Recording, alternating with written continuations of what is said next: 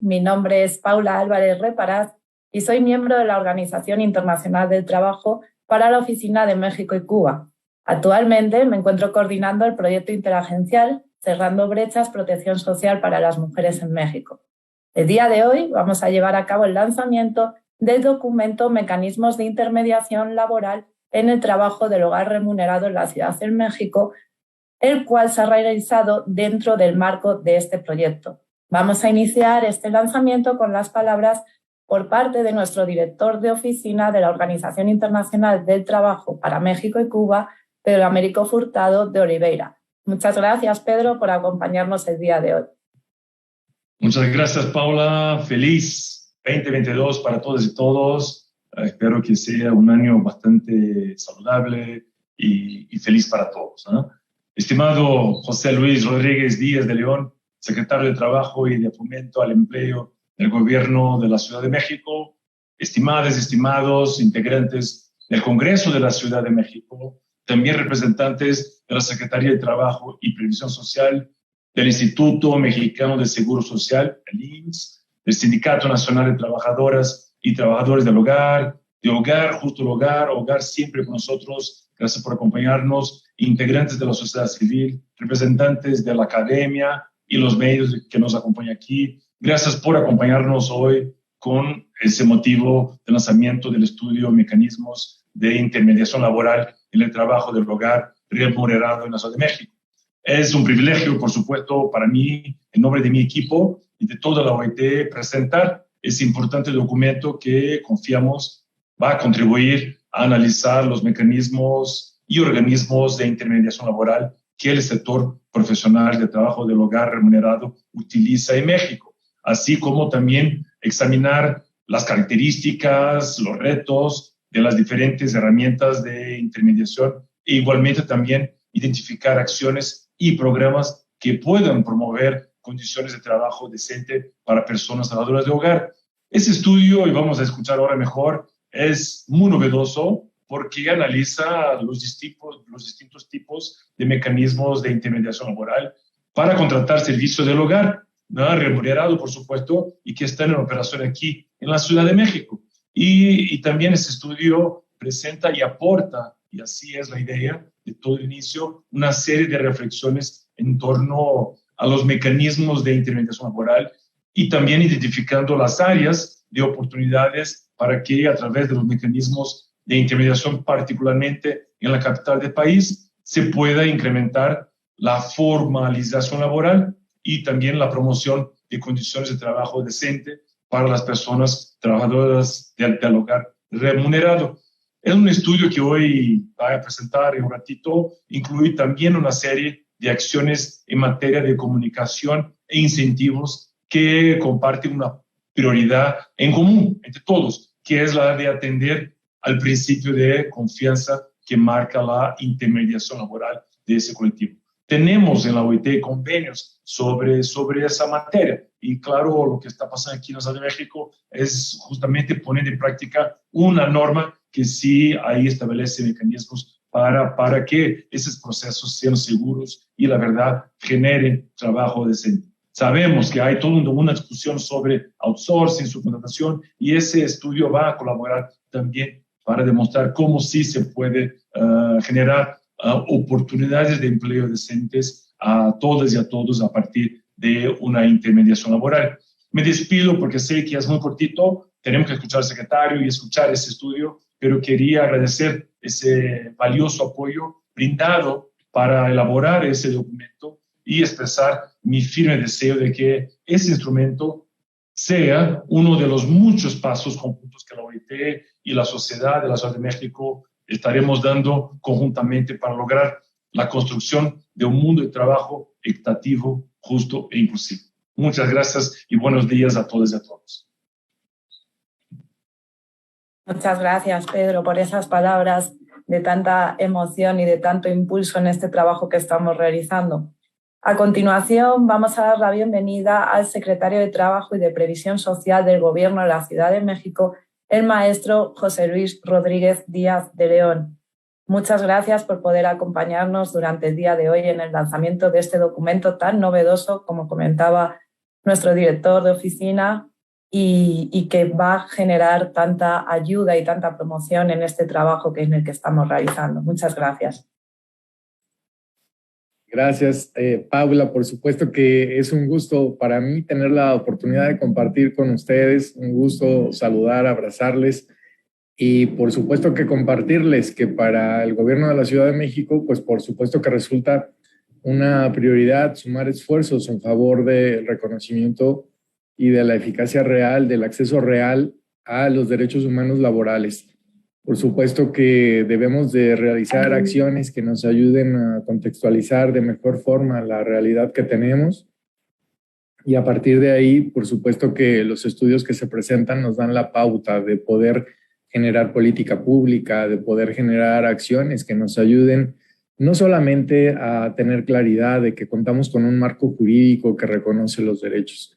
La realidad dista mucho de poder acceder a ellos. Y nos corresponde a ustedes, a nosotros, poder instrumentar acciones que nos ayuden a generar conciencia también, porque aquí la participación de la ciudadanía pues resulta fundamental, porque las personas empleadoras son personas comunes, son ciudadanas, son ciudadanos que no necesariamente tienen una visión en conciencia clara de ser empleadoras o empleadores.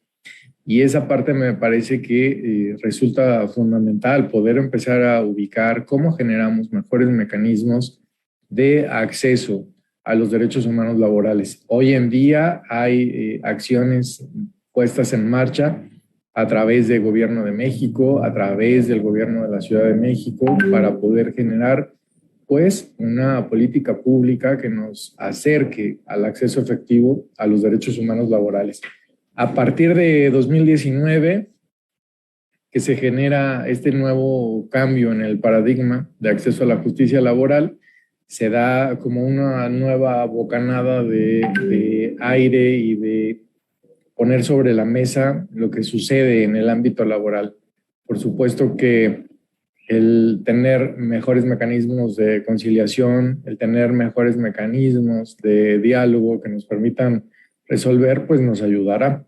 En el caso de la Ciudad de México, arranca en el mes de mayo la implementación de la reforma laboral. Hay 21 entidades de nuestro país que ya cuentan con los centros de conciliación y con los tribunales laborales. En el caso de la Ciudad de México, comenzará en el mes de mayo, en principio, probablemente se realice un ajuste 3 meses más para poder tener todas las herramientas y todos los elementos necesarios y el tener la oportunidad de conocer estudios, de difundir estudios como los que hoy tenemos esta posibilidad, pues claro que suman, claro que da la pauta de poder tener claridad. Así como hoy tenemos la posibilidad de abordar el tema de trabajo en el hogar, pues hay muchos otros elementos que deben de ser analizados en el caso de las personas repartidoras de aplicación que no han tenido un reconocimiento ni siquiera del estatus o de la categoría de trabajadoras o de trabajadores,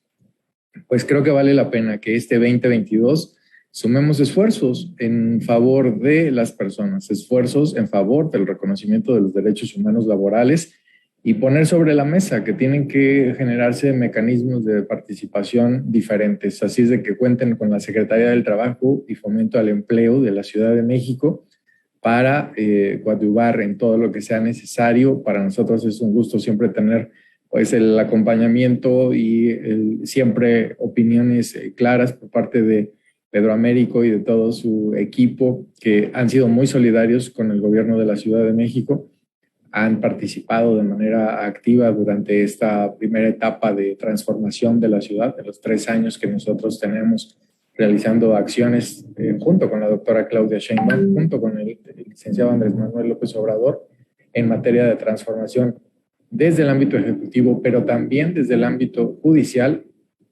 pues nos parece muy importante seguir sumando esfuerzos. Así es de que muchas gracias por esta oportunidad y a escuchar con atención. Muchas gracias, muy amables.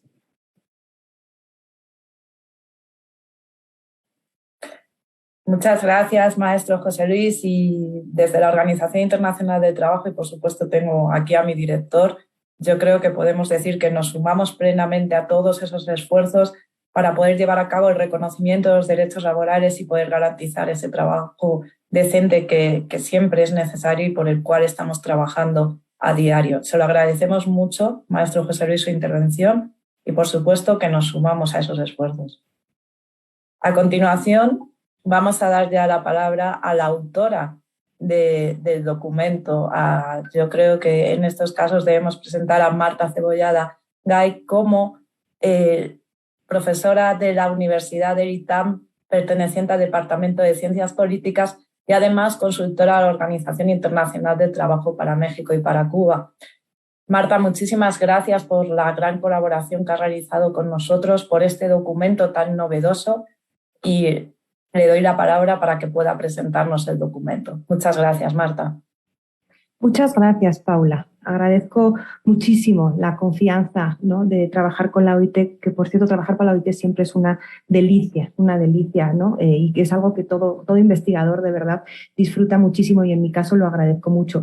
Agradezco mucho, Paula, tu presencia y tu ayuda, la de Ana Padrón y la de Ricardo Irra, que fueron fundamentales para sacar esto adelante, porque se hizo en un contexto de pandemia. Eso fue, ¿no?, una de las principales obstáculos que encontramos y que, sin embargo, entre todos salvamos muy bien.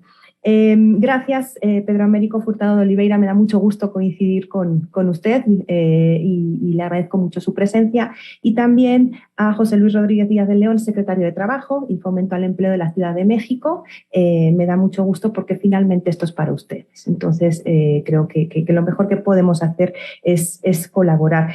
Y también agradezco mucho, ¿no?, la presencia de todas las personas involucradas en lo que digo yo, que esto no solo es una investigación, sino que es una causa. Entonces, muchísimas gracias a Sinatrajo, a Wigo, ¿no? Y quiero agradecer sobre todo que en este trabajo tuve la colaboración de Andrea Santiago. En ese momento trabajaba en la asociación Nosotros y me ayudó mucho con la investigación, y también a una alumna de María José Acosta, que bueno, como soy profesora, la verdad es que lo más emocionante de todo esto es involucrar a los jóvenes en este tema y sobre todo involucrarlos en los temas laborales, que muchas veces por la misma juventud les pillan muy lejos, ¿no? Si les parece, me permiten, voy a compartir esto pantalla. Vamos a empezar aquí por el principio y a ponerlo así. Muy bien. Bueno, los mecanismos de intermediación laboral, digamos que la primera palabra, que es la que más ha sonado hasta ahora, es la novedad. Es un tema que hasta ahora no se ha estudiado, no se ha estudiado mucho. Pero antes de nada quiero un poquito de contexto, ¿no?, que sepamos de qué estamos hablando, porque este trabajo tiene tres pilares: trabajo del hogar, el trabajo decente, porque tiene el enfoque de la OIT, y la intermediación. ¿De acuerdo? Pero ¿qué es el primero de ellos, el trabajo del hogar? Querría algunas cifras para que ustedes vean. Aproximadamente existen 2.229.529 personas trabajadoras del hogar. El 9% de ellas, por cierto, están en la Ciudad de México. Por eso es tan importante el papel de la Ciudad de México en este sector laboral. De ellas, según el Instituto Nacional de Estadística, el 5% más o menos son formales. Este es el primer tema fundamental, la informalidad. Tenemos un país de una altísima informalidad, el 56% de la población está en la informalidad, pero esto alcanza el 95% en este sector mayoritariamente femenino. Una primera reflexión que hemos hecho en otros trabajos previos de la OIT es que es muy difícil formalizar en un país en el que el 50% de los empleadores son informales, ¿no? Entonces creo que ahí tenemos el gran área de oportunidad, ¿no?, que es la formalización. Creo que no hay trabajo decente fuera de la formalidad y creo que ese es nuestro objetivo. En el caso del programa piloto que se implementó en el 2019, con gran orgullo también para la OIT, donde pudimos asesorar, hay una tasa de afiliación menor todavía, ¿no? Es el 1.55. Es decir, a casi 3 años la tasa de formalización es muy baja. Entonces, evidentemente, todo esfuerzo tiene que ir hacia allá, a incrementar la formalización. Pero además de la formalización hay otras cosas que vamos a ver en este trabajo, que es el acceso a otras prestaciones laborales que son de gran importancia. Y en este aspecto, ¿de acuerdo?, tenemos que considerar dos cosas. Las prestaciones, ¿no?, que vamos a tener que dar y difundir. Y por otro lado, el salario. Afortunadamente, dentro de la formalidad y del trabajo y del programa piloto, el salario registrado es más alto que el que tienen las trabajadoras que no están dadas de alta. Es más, ese salario está en torno a 208 pesos, que se acerca, es más elevado que el salario mínimo profesional de este sector para este año, que son 187 pesos, ¿de acuerdo? Es decir, el impacto es directamente positivo en la formalización.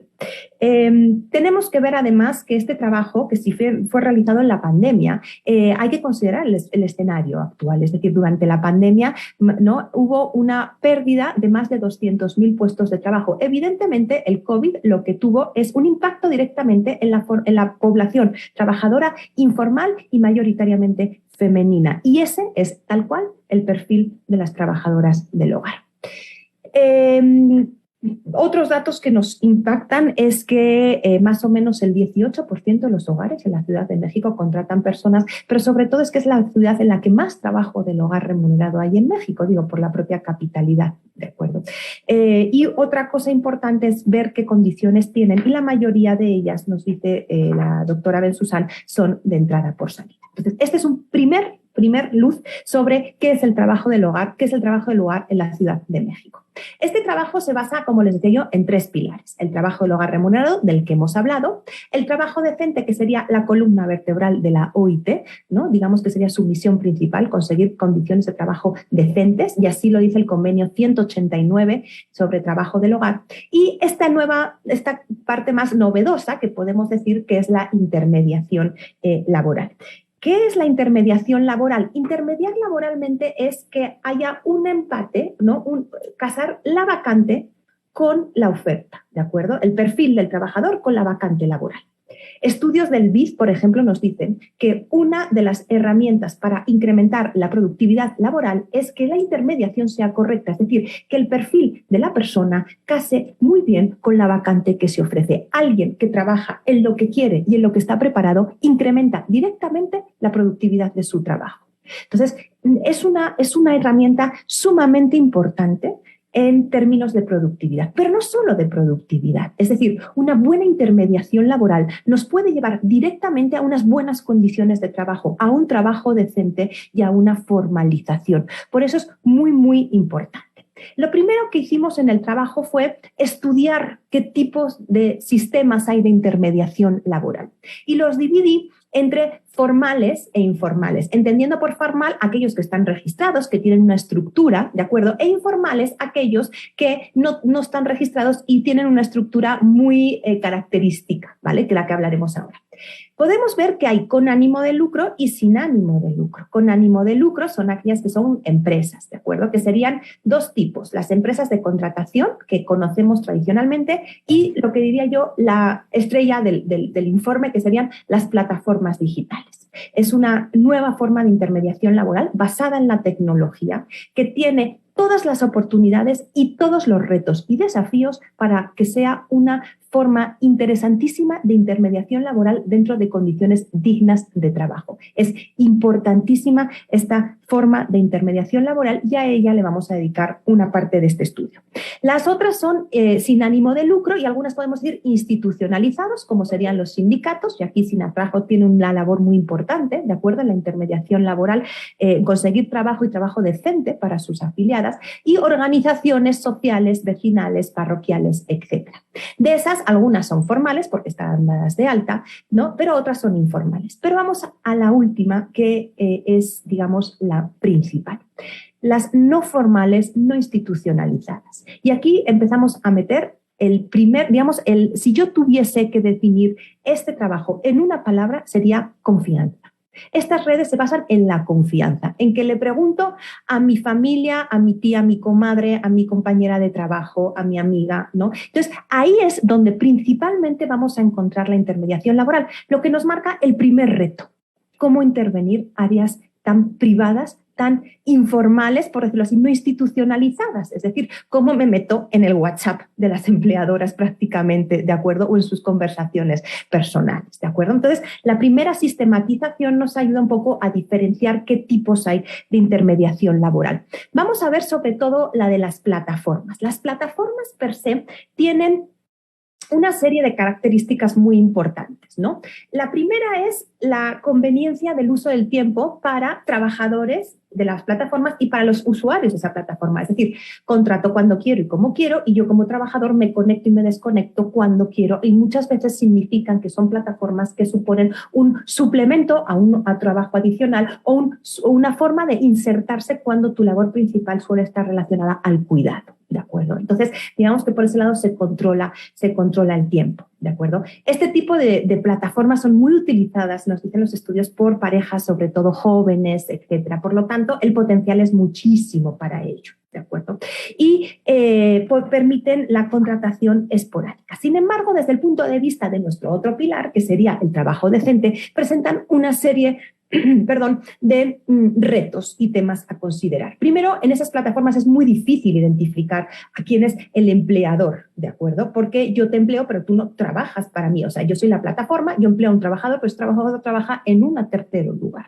Entonces, ahí es difícil, y lo primero, para tener trabajo decente, lo primero es identificar el empleador y el empleado, ¿de acuerdo? El empleado está muy fácil de identificar, pero el empleador podemos tener resistencia por algunas de las plataformas que yo no soy el empleador, para mí no trabaja, sin embargo, yo soy el que consigo el trabajo. En estas plataformas, tal y como nos decía el secretario, es importantísimo que se relacionen con la inclusión de la seguridad social. Es decir, las plataformas son parte del futuro del mundo laboral. Sin embargo, parten del principio con el que partió toda la regulación laboral, ninguna. Es decir, hay que incorporar la regulación laboral que ya existe en relaciones de trabajo, digamos, no tecnológicas, a las tecnológicas, a los repartidores, como decía el secretario, a las plataformas de trabajadores. Y en este caso, las plataformas de trabajadores, ya sean para logística, para distribución, para transporte, incluyen también las personas trabajadoras del hogar. Hay que procurar que esas plataformas tengan un salario justo y suficiente y con mecanismos de defensa para el trabajador. Uno de los principales retos que tienen estas plataformas es ver cómo el trabajador puede defenderse ante las calificaciones de las personas en las que trabaja. Es decir, cómo me defiendo ante una mala calificación y cómo puedo rebatir y cómo puedo hacer que eso no influya en mi recontratación o en mis posibles futuros servicios. ¿De acuerdo? Muchas veces estas plataformas privilegian las calificaciones de los usuarios, más no de los trabajadores. En estas plataformas también es difícil tener reconocimientos del principio de asociación y negociación colectiva. Es muy simple, los trabajadores tienen una relación directa con la plataforma, más no una relación entre ellos. Entonces, procurar o intentar que estas plataformas procuren la socialización de los trabajadores entre ellos y que se puedan asociar para negociar sus condiciones de trabajo es totalmente otro reto. La accesibilidad a la tecnología, ¿de acuerdo? Muchas veces por parte de los trabajadores, ¿de acuerdo? Y aquí la gran área de oportunidad que yo creo y que me gustaría exponer al secretario sería las plataformas digitales, la posible relación entre las plataformas y la autoridad pública. Es decir, ya centrándonos en las plataformas de trabajadores, ¿de acuerdo? Podemos ver algunas áreas de oportunidad. Podemos ver, por ejemplo, cómo algunas de ellas empiezan ya a ofrecer seguros privados dentro de la propia plataforma para los trabajadores que más horas dedican a su plataforma. Se dan cuenta de que hay trabajadores cuya fuente de ingreso principal es su propia plataforma y una manera de tener una mejor relación y engancharlos más a su plataforma es dar una serie de seguros que hasta el momento son privados. Seguros de responsabilidad, seguros de accidentes privados por parte de la propia plataforma. Creo que ahí tenemos un área de oportunidad fundamental. Por ejemplo, yo les digo, en las plataformas con las que contacté estarían totalmente dispuestos a trabajar como para ser parte del programa piloto del IMSS. El programa piloto del IMSS solo permite incorporar a un empleador con su trabajador. Pero en este caso pedían una figura en la cual las plataformas puedan introducir a sus trabajadores, ¿de acuerdo? Sin necesidad de que el pago caiga directo sobre la plataforma, sino que se pueda generar una forma o que la plataforma permita, porque no permite incluir a personas, a sociedades civiles, a empresas, la plataforma. Entonces, que los empleadores puedan ser las propias plataformas. Eso, por ejemplo, creo que es un área súper importante para explotar con el IMSS. Pero ya viéndonos la Ciudad de México, creo que un área de oportunidad fundamental es ese seguro para el desempleo que solo existe en la Ciudad de México. Ese seguro para el desempleo ofrece un área de oportunidad brutal para este sector.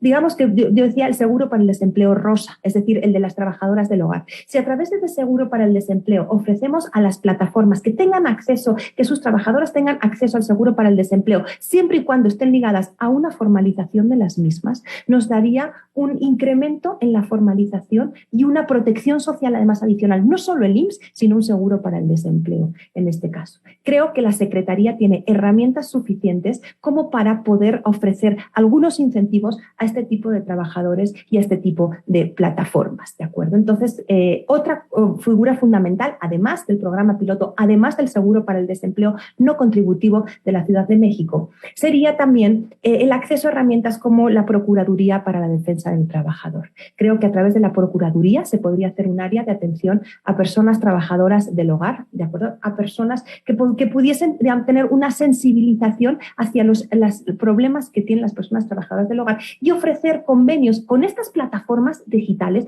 no solo para el seguro para el desempleo, no solo para el programa piloto, sino también para tener un acceso directo a las procuradurías de la defensa del trabajador. Estas plataformas son conscientes de los problemas que tienen, me contaban cómo han ayudado a trabajadoras del hogar que en algunos casos han sufrido, por ejemplo, acoso sexual en el trabajo y cómo han tenido que ir a defenderlas. Es decir, sí hay cierta sensibilidad y creo que podría ser muy importante explorarla a través de las herramientas de defensa del trabajador que ya existen, ¿de acuerdo? Entonces, creo que no es cuestión de dedicarle muchísimo más recursos, sino de hacer que los recursos que hay sean accesibles para este tipo de plataformas. Es decir, creo que una forma fundamental de atacar este problema es utilizar la creatividad con las herramientas ya existentes, si es que hay voluntad política.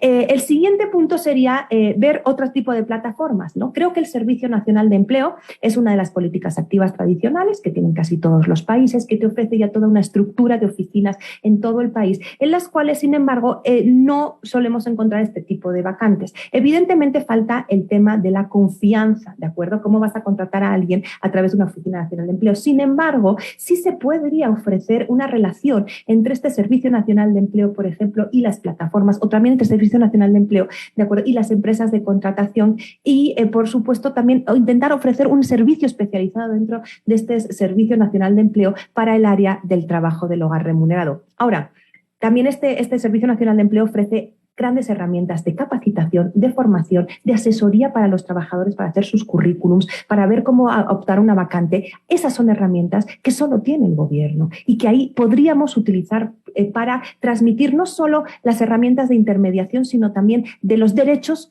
que tienen los trabajadores. Es decir, utilizar quizás no tanto el servicio de vacante y demanda, ¿de acuerdo?, sino el servicio de capacitación y de formación para el empleo, para transmitir las condiciones de trabajo decentes. El obstáculo con el que nos encontramos es que en el año 2021 el Sistema Nacional de Empleo perdió el 92% de su presupuesto y el presupuesto para el 2022 es únicamente de 56 millones de pesos para todo el país.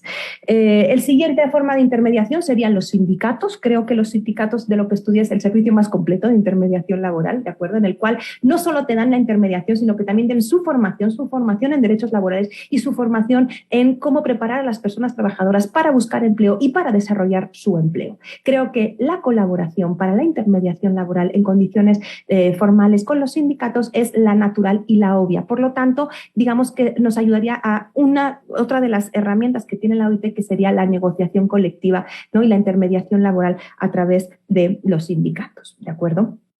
Pero me gustaría ir ya hacia el sector, digamos, más importante. La plataforma, digamos que el sistema más importante de intermediación laboral son las redes personales de confianza e informales. Es decir, la confianza significa el punto principal de partida. La mayoría, se hizo una encuesta entre 500 personas empleadoras, la mayoría de ellas en la Ciudad de México, y nos dijeron 96% de ellas contratan a través de recomendaciones de redes privadas, conocidos, amigos, compadres, padres del colegio, compañeros del trabajo, etc.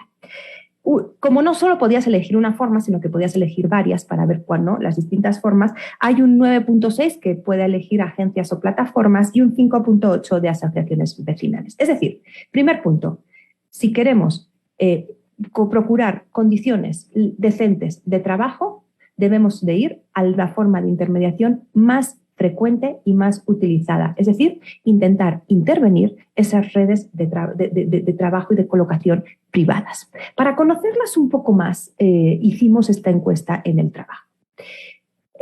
Podemos ver cómo el 48% de la población sí utilizaría una plataforma digital, una empresa de colocación, un sistema nacional de empleo, por ejemplo, ¿no? Solo per se. Sin embargo, ese porcentaje aumenta en un 50%, es decir, no solo el 48%, sino el 74% de los empleadores utilizarían una plataforma, un sistema de colocación, un sistema nacional de empleo, si les ayudase, además, no solo a conseguir el perfil, sino a afiliarlo en la seguridad social. Eso nos da un área de oportunidad muy importante que podemos utilizar. Es decir, sí hay una serie de sensibilización sobre hacerlo. Es decir, y nos habla también de la desconocimiento o posible pereza que pueden tener algunos empleadores para formalizar, y si estas plataformas se lo diesen, las utilizarían mucho más. Gran área de oportunidad que podemos encontrar.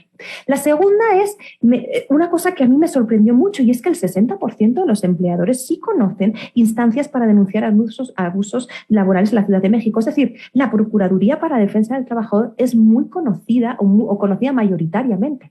Ahí tenemos otra herramienta que podemos utilizar, ¿de acuerdo? Con las plataformas, con los sistemas nacionales de empleo, con las empresas de colocación, podemos utilizar la Procuraduría y podemos también, ahora que nos decía el secretario que va a empezar los nuevos, lo que sustituye a las juntas de conciliación y arbitraje, las nuevas formas de conciliación, creo que sería muy importante sensibilizar a estos nuevos tribunales laborales sobre el área del trabajo del hogar remunerado y sus características. Tener un área especializada o por lo menos una sensibilización concreta hacia las características de este tipo de trabajo que diferencian mucho de la mayoría de los trabajadores subordinados que realizan al interior de un hogar. No hay casi convivencia entre las personas trabajadoras. Es decir, ahí, secretario, tienen un área de oportunidad para no solo conciliar, sino también ayudar a difundir áreas de trabajo y condiciones de trabajo decentes.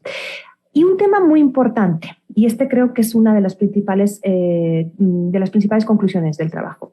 El 75% de las personas empleadoras no han oído hablar del programa piloto.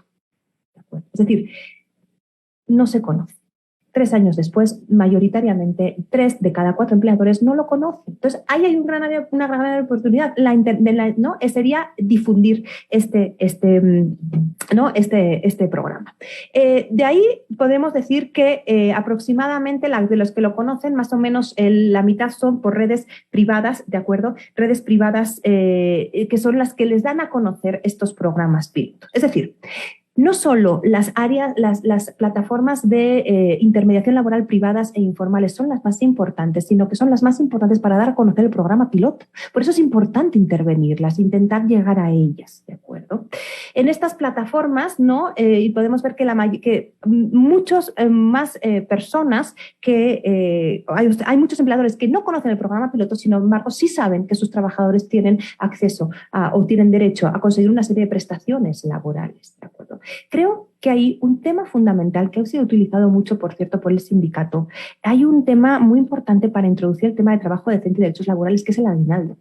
El aguinaldo es una herramienta muy conocida y muy generalizada entre empleadores y trabajadores. Utilizar las campañas de aguinaldo de trabajo del hogar para decir, es que esto es un derecho laboral que está relacionado con los derechos laborales y con la formalización, ¿de acuerdo? Creo que sería absolutamente importante, y que en esas redes personales se difunda la importancia del aguinaldo nos ayudaría a abrir una puerta para que luego haya vacaciones pagadas, para que luego no haya otro tipo de, por supuesto, acceso a los sistemas de seguridad social, etcétera. En un episodio que creo que es el más triste es el de la capacitación. Prácticamente el 85% de las personas empleadoras nunca han dado capacitación a sus personas trabajadoras del hogar. Ahí existe, ¿no?, el Instituto para la Capacitación de la Ciudad de México, para la capacitación para el empleo, que podría ser perfectamente, y ya tiene algunos de los programas utilizados. Si difundimos esos programas de capacitación entre las redes privadas, podríamos también conseguir una intermediación mucho más directa, ¿de acuerdo? Y también difundir el tema del trabajo decente. Llegando ya hacia el final de mi exposición, me gustaría decirles que una vez que vemos este diagnóstico y de cara a las reflexiones finales, evidentemente hay áreas de oportunidad absolutas, ¿no?, que son las un poco tradicionales dentro de las recomendaciones de la OIT. Es importantísimo difundir mucho más el programa piloto de la Seguridad Social y mucho más en la Ciudad de México. Realizar acciones de formación y capacitación y ligar la formación y la capacitación a la difusión de los mensajes de trabajo decente y formalización laboral.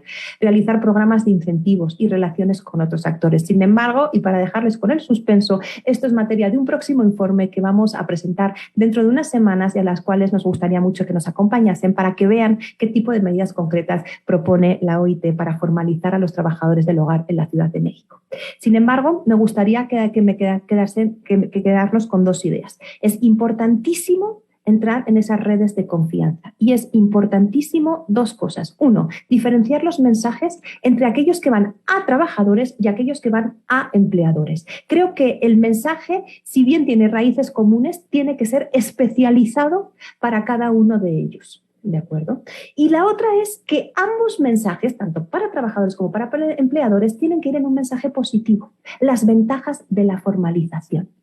Creo que muchas veces las personas se acercan a la formalización con la primera barrera de los costos que tienen para ellos, de los obstáculos. Sin embargo, decir las ventajas que tiene la formalización, que son muchas, demostradas y evidenciadas, tanto para trabajadores como para empleadores, sería absolutamente fundamental.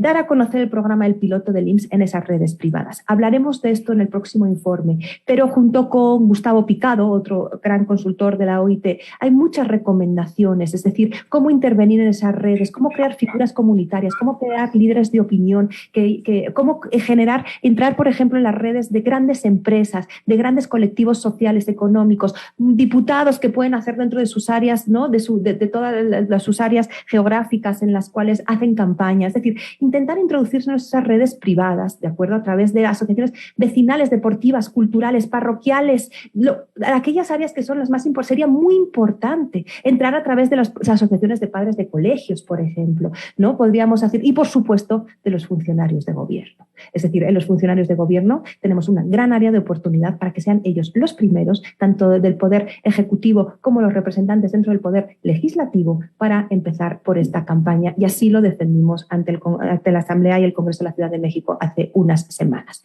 Acabo diciendo la importancia que tienen las plataformas y el área de oportunidad que supone, y además también utilizar el Servicio Nacional de Empleo. Pero como digo, son las redes privadas, y en esas redes privadas lo que vamos a necesitar sobre todo es mucha creatividad. ¿De acuerdo? Pero si algo nos caracteriza a las personas en México es la creatividad para salir adelante. Por lo tanto, creo que tenemos todo para que esto sea completamente un éxito. Les agradezco muchísimo su atención y quedo atenta a posibles preguntas o comentarios. Muchas gracias, Marta. Una gran exposición. De nuevo, creo que podemos decir que estamos muy contentos con el trabajo realizado, con la exposición, sobre todo con los puntos que hemos obtenido, ¿no?, con los datos que obtenemos a través de este estudio, para que podamos ver en qué debemos profundizar más, en qué debemos seguir trabajando para mejorar. Nos ayuda mucho a poder seguir avanzando en este proceso. A continuación, vamos a abrir un tiempo de preguntas para Marta y que Marta pueda contestarnos. Si tienen alguna pregunta, les rogaría levantasen la mano o le indicasen para que les pudiésemos dar paso y así poder resolver todas las dudas que haya respecto de la presentación del documento. Gracias.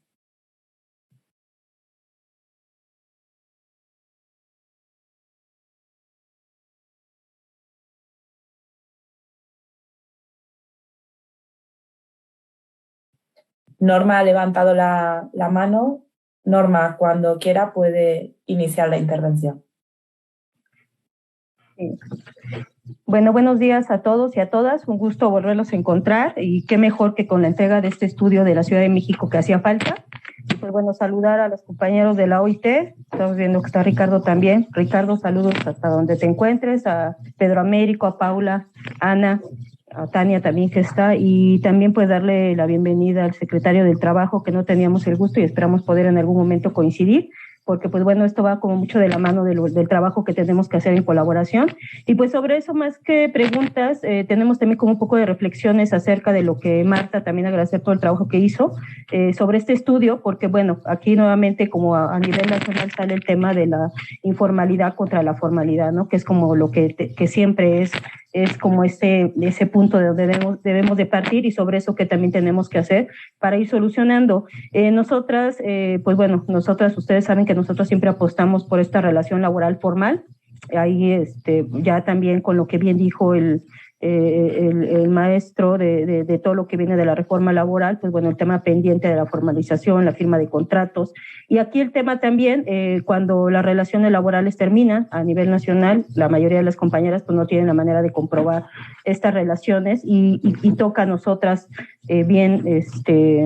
comprobar esas relaciones, y cuesta mucho trabajo que las compañeras puedan hacerlo ante las instancias que tienen este trabajo. Y algo que también nosotras hemos solicitado y ha sido como algo pertinente que se tendría que hacer también, es como estas áreas especializadas en el sector del trabajo del hogar, precisamente en las instancias donde se llevan a cabo o se terminan estas relaciones laborales, ¿no? Que sí tendrían que tener como toda la información acerca de cuáles son el contexto que nosotras como trabajadoras del hogar tenemos con los empleadores, para que pueda hacerse para que se pueda llevar a cabo esta justicia laboral más pronta y de mejor manera para las compañeras, que en la mayoría de los casos pues son despedidas injustificadamente y que no tienen la manera de comprobar esa relación laboral.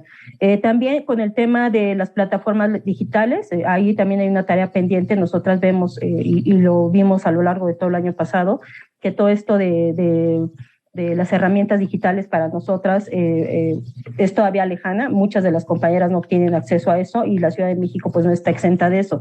Entonces también ahí hay un tema pendiente que tendremos que ir viendo la manera de ver cómo vamos a ir solucionando. Y pues bueno, otro tema que también salió a relucir nuevamente aquí es que no llega la información. Es algo que nosotros todos los días vemos, no llega la información, y también la Ciudad de México también no está exenta de eso. No llega la información del programa piloto, no llega la información de los derechos. Como bien dijo Marta, los empleadores conocen las instancias, saben también y conocen los derechos, pero al haber esta carga de que el trabajo del hogar no se reconoce como trabajo, pues ellos también no adquieren esa responsabilidad, y yo creo que ahí también es un punto que tenemos que tocar, de cómo también los empleadores ya van a ir asumiendo esta responsabilidad, ¿no? Si queremos llegar, como bien dijo Marta, a esta negociación colectiva, pero también no hay un camino de esta organización formal de empleadores, pues poco se va a poder hacer. Entonces, pues bueno, esperemos que también haya avances en este año sobre esos procesos. Y pues bueno, otro tema que nosotros hemos detectado mucho también es que cuando las compañeras hablan de organización sindical a sus empleadores, pues esto les causa como un tipo de temor, ¿no?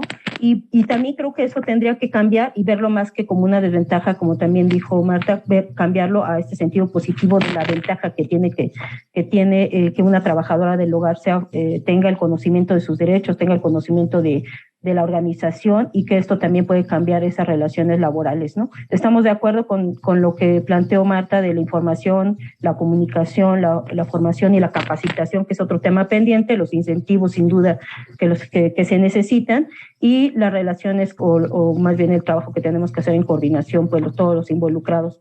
Entonces, pues agradecidas con esta información que nos ayuda, y sobre eso también pues creo que ahora que vayan a presentar el estudio sobre qué se tendría que hacer en la Ciudad de México en específico, pues ven ahí también sumarnos para también nosotros hacerles como el planteamiento que vemos para este año para la Ciudad de México en específico. Y bueno, ahí nuevamente reconocer que la Ciudad de México tuvo como este avance en el tema del seguro de desempleo, pero pues que nuevamente deja muchas fuera por no tener precisamente la seguridad social, y que esperemos que este año ese seguro de desempleo se pueda ampliar, pero sin condicionar que tengan la seguridad social. ahí también nosotras como SINACTRAO podemos ser como este vínculo de que las personas que accedan a estos programas que sí sean definidos para las trabajadoras del hogar, pues llegue a las compañeras que lo necesitan, ¿no? Y sobre eso extender de alguna manera a que sea a nivel nacional, porque es una necesidad que se va a seguir viviendo este año, porque pues lamentablemente la pandemia no termina y como también lo dijo Marta, pues esto trajo un gran retroceso para muchas de nuestras compañeras, no solo en la Ciudad de México, sino a nivel nacional. Entonces, pues bueno, es lo que les quería comentar y muchas gracias y muchas felicidades por todo su trabajo. Muchas gracias, Norma. Como siempre, un placer todas las aportaciones que nos realiza y todos los puntos que nos comparte para poder analizar en qué debemos seguir trabajando. Ahora le voy a dar la palabra a Pedro Américo Furtado de Oliveira, que levantó la mano. Pedro, cuando quieras. No, gracias, Paula. Creo que estaría bueno escuchar a la compañera Marilu primero y después haría mi comentario posteriormente. Gracias. Perfecto. Marilu, cuando quiera. ¿Qué tal? Buenos días a todos y a todas. Muchas gracias por la convocatoria. Marta, sin duda, siempre que coincidimos, pues terminamos con mucha información que después ya no sabemos qué hacer con tanto. Primero que nada, agradecer, ¿no?, que como sindicatos siempre sabemos que tenemos que ir de la mano de la academia, porque los datos duros, esta información también fortalece pues el poder hacer iniciativas que puedan sumar a la defensa de los derechos. Como comentario adicional, yo creo que aquí también sería un poco ir plasmando justo lo que mencionaba Norma y ahora con esta campaña que hemos estado impulsando con la ONU, el llamado también a la acción, ¿no?, de las personas empleadoras. Si queremos también hacer cambios desde el área de trabajo, tenemos que empezar también por reconocernos qué lugar estoy ocupando en la sociedad, ¿no? Si soy persona empleadora, si soy persona trabajadora, si soy sociedad civil, y que también se puedan medir en el caso de la Ciudad de México, tal vez los impactos de las compañeras trabajadoras del hogar que vienen de los alrededores de la Ciudad de México, ¿no?, del Estado de México en particular, porque también ese impacto hace que a su vez, pues bueno, ellas puedan generar condiciones dignas para la vida de sus hijos y que sus hijos pues están en esta formación también de estudios que puedan en algún momento también seguramente ser empleadores, ¿no? Porque ahora las condiciones tan apresuradas pues también nos dan a ese tenor. Con respecto al tema de las plataformas, también nos gustaría sumar mucho que desde la perspectiva del sindicato han sido también un riesgo y un riesgo muy importante porque también se ve mucho el tema de la trata de personas y más en la Ciudad de México y en la actualidad tenemos un caso en particular de una trabajadora que bueno pues sigue estas prácticas de acusaciones de robo por el hecho de no querer otorgarle los derechos laborales, ¿no? Entonces creo que también medir estos riesgos o también hacer un diagnóstico sobre los riesgos y cómo impactan las vidas de las trabajadoras del hogar, empezando por lo emocional, lo sentimental que esto genera de las relaciones de acercamiento, también da de sí cuando se desarrollan estas relaciones laborales. Por otro lado, retomando el tema de las personas empleadoras, yo creo que también aquí hay como esta parte que nosotras hemos visto mucho, que las personas empleadoras conocen contextos laborales, ¿no? Conocen por lo menos el marco legal a lo que tienen derechos. Entonces también cuando haces una contratación de manera verbal, te exponen todo lo que necesitan, pero nunca te exponen por lo menos lo básico de tus derechos. Entonces también cómo comenzar a tener esas relaciones, ¿no? O esas conversaciones que generen relaciones justas. Y en este caso haríamos también el llamado a que los centros que atiendan en específico temas laborales pudieran también recibir capacitaciones por parte del sindicato, en este caso, que ya tuvimos la oportunidad de hacerlo con el gobierno del Estado de México, en donde les expusimos las problemáticas a las que se enfrentan las compañeras para defender un derecho.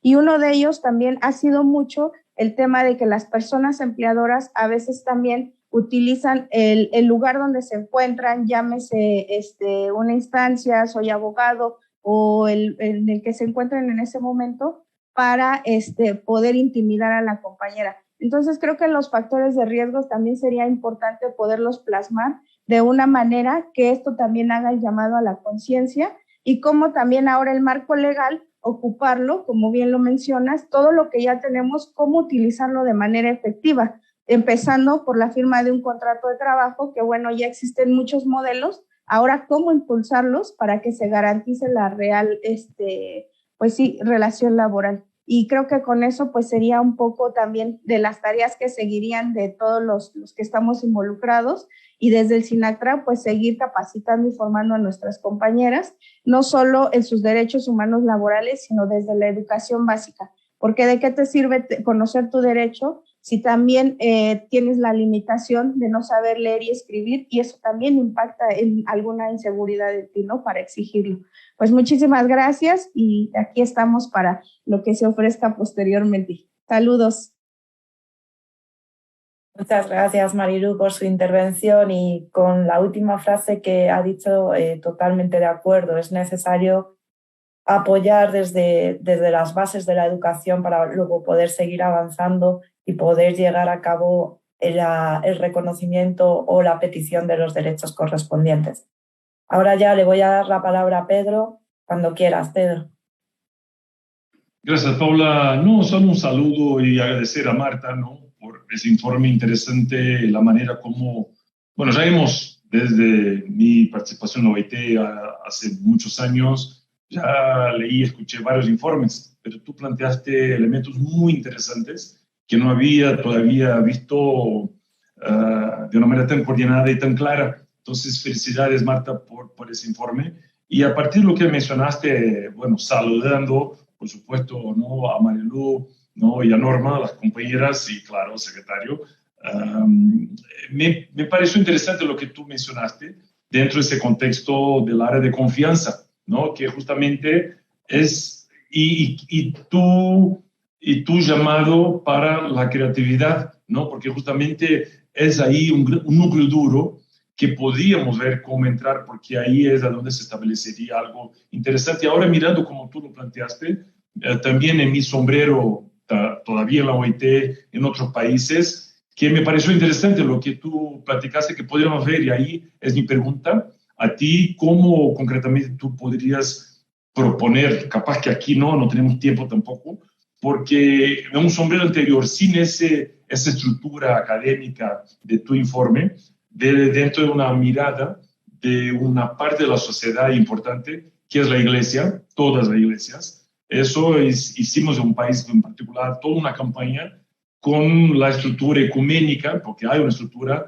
de todos los grupos, los credos y que están organizados, y se organizó a partir de una fecha nacional de trabajadoras de hogar, todo un proceso para que cada iglesia, en su culto, en su liturgia, unos los sábados, otros domingos, se hizo todo un proceso de sensibilización masiva. Y fue con información que se generó, se prepararon las parroquias, los sectores, todo eso antes con información para que los curas, los pastores, ¿no?, los rabinos, todo eso pudiesen plantear ese tema. Fue algo que hubo un impacto enorme. Y entonces, pero eso fue en otro contexto. Pero creo que estaría bueno también ver contigo cómo tú veías en ese contexto de creatividad que se podría hacer eso, porque si sabemos lo que mencionó Marilu, que esa campaña que recién se lanzó el marco de Naciones Unidas, ¿no? Tuvimos ya a la fecha 500,000 de hits. Imagínate lo que sería ese 500,000 de hits. Blanquear una trabajadora sería ya un cuarto de todas las trabajadoras ya en 2 semanas no registradas. Entonces, concretamente, cómo veía esa posibilidad dentro de ese sector social, la iglesia, qué podríamos hacer? Cambio. Y gracias. Ahí prometo que me callo, no hablo más. Bueno, muchísimas gracias. Gracias por todas las aportaciones. Lo que yo me di cuenta es que las redes como personales, ¿no? Están basadas en grupos, y los grupos suelen ser muchos relacionados con eventos educativos, con eventos culturales, sociales, de barrios, y también los parroquiales. Los parroquiales entendidos como una forma de organización social. Lo hemos visto mucho, por ejemplo, ahora en la pandemia, cómo a través de organizaciones parroquiales se han ayudado a cubrir necesidades que la pandemia ha dejado, ¿de acuerdo? Es decir, sería, digamos que como una jerarquía inferior, por decirlo así, de las iglesias más de base, ¿de acuerdo? Creo que allí es absolutamente importantísimo poder integrarnos allí a través, por ejemplo, creo que se podría hacer, por ejemplo, una alianza con algunas de las autoridades eclesiásticas de las distintas iglesias para que a través de estos tipos de personal de las distintas iglesias que trabajan de base se pueda introducir el mensaje. Yo lo que sería, sobre todo, serían líderes comunitarios. Entonces, un líder comunitario puede ser un alto directivo de una empresa en la comunidad de esa empresa, pero también puede ser un párroco o un cura, un líder espiritual en una determinada comunidad. Igual que puede ser, por ejemplo, directivos escolares, igual que pueden ser altos funcionarios. Es decir, intentar identificar las distintas agrupaciones sociales que se hacen, y como les digo, allí el tema religioso es un área de congregación muy importante, e intentar ir a través de esos líderes comunitarios. Por eso creo que es importante el contacto con la asociación de empresarios, que ellos pueden llegar a los empleadores, pero el contacto también con autoridades educativas para llegar, por ejemplo, a directores de escuela o a asociaciones de padres de escuela, o también el contacto con altos funcionarios para que ellos bajen ese mensaje dentro de sus trabajadores, o también a través de ministros, sacerdotes, lo que queramos llamar de iglesias, para que ellos puedan mandar su mensaje, que muchos de ellos, por cierto, llegarían a muchos trabajadores y también a muchos empleadores. Entonces, creo que la figura del líder comunitario, que no solo yo, sino que Gustavo Picado y otros consultores de la OIT estamos ya investigando, creo que sería importante, y ahí el tema de las iglesias, porque además el último censo nos dice que la afiliación católica está bajando, está incrementándose la afiliación a iglesias, por ejemplo, protestantes, ¿de acuerdo? Sin embargo, sigue siendo mayoritaria la población que dice que está agregada o que tiene una religión, sigue siendo minoritaria la población que no tiene religión. Creo que ese dato del censo nos podría dar una imagen importante de por dónde podríamos empezar. Muchas gracias. ¿Alguien más tiene alguna pregunta al respecto? ¿Algún comentario? Si no, Marta, yo sí que tengo... Ay, perdón, maestro José Luis, adelante. Gracias, Paula, muy amable. Pues justo solamente me parece que es muy importante resaltar esta participación también que resulta fundamental del sector académico en nuestra ciudad y en nuestro país. Tiene también que tener un mecanismo de responsabilidad social, el involucrarse en las realidades que tenemos. Y me parece fundamental que podamos sumar este conocimiento, que podamos sumar esta perspectiva, este análisis que se debe de traducir en política pública, porque cuando tenemos al sector académico desvinculado de la realidad social y también desvinculado de las personas tomadoras de decisiones, pues realmente no tiene un impacto. A mí me parece fundamental que hayamos tenido la oportunidad de escuchar con tanta claridad, precisión, una visión desde un sector de cómo podemos abordar, cómo podemos generar mejores mecanismos de comunicación. Este tema que se nos presentó en gráfica de cómo, si se facilita el acceso a través de una plataforma digital, sube casi un 25% en la intención de reconocer el acceso a seguridad social. Verdaderamente, miren cómo hay elementos que parecerían muy sencillos, que a veces se podrían obviar, pero cuando se hacen los análisis, cuando se hacen las mediciones, cuando se genera un mecanismo de vínculo entre quien tiene como finalidad pues generar conocimiento, me parece fundamental que podamos recogerlo, que podamos traducirlo, y que es una gran oportunidad la que hoy tenemos para poder avanzar. Marta, pues realmente un gusto tener la oportunidad de escucharte y tener esta posibilidad de pues generar también una sinergia con las compañeras que también hicieron uso de la voz, con Marilú, con Norma, y sumar esfuerzos. Así es que muchas gracias por esta oportunidad.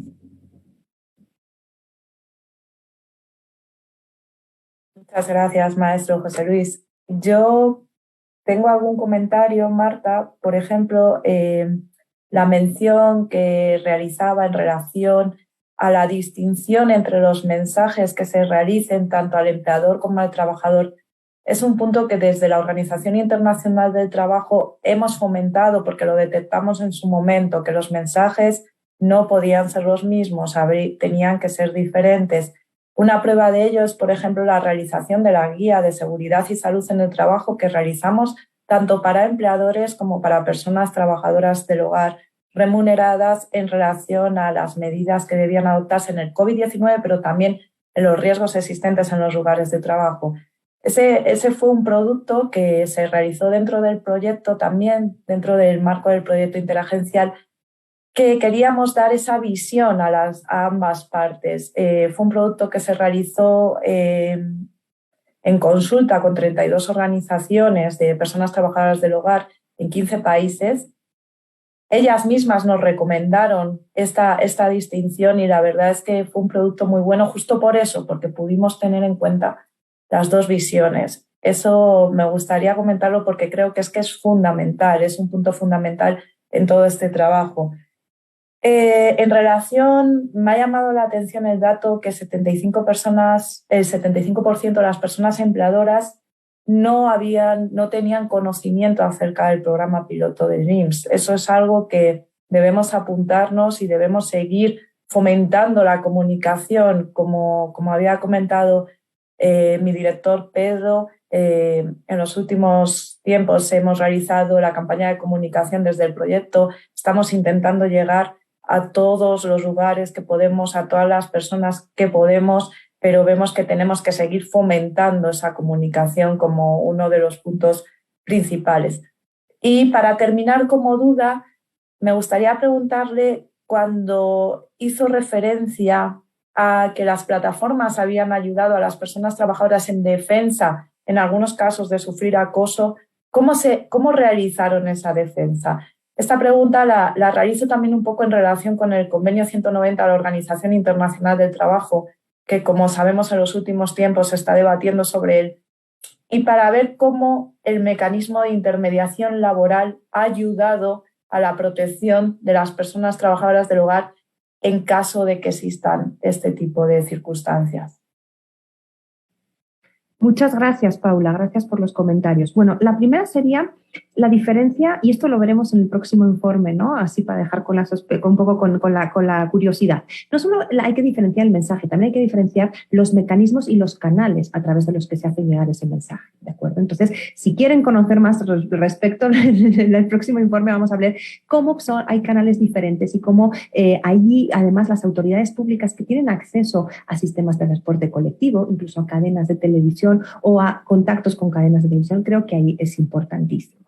La otra es que evidentemente el área de oportunidad de conocimiento del programa piloto es inmejorable. El programa piloto es un gran programa, es un programa que de verdad cumple los estándares internacionales que recomendó la OIT en términos más o menos generales, siempre quedan cosas que mejorar. Entonces, difundamos lo que ya está y que es bueno, además. O sea, solo es difundir lo que está y es bueno. Entonces, creo que ahí es una área de oportunidad. Sobre el tema de la defensa del acoso, es un tema muchísimo más como personal. Lo que me decían las responsables de las plataformas es que había trabajadoras que en unos momentos en los que se sintieron amenazadas les hablaron y fueron directamente al domicilio para sacarlas de ahí ¿no? Entonces, creo que ahí igual lo que les faltó es el siguiente paso, que sería la Procuraduría de la Defensa del Trabajador, ¿no? Entonces, ahí habría sido muy importante. Por eso digo que igual la creatividad no es generar cosas nuevas, sino difundir lo que ya hay y hacer áreas específicas en lo que ya hay. Si hay una Procuraduría,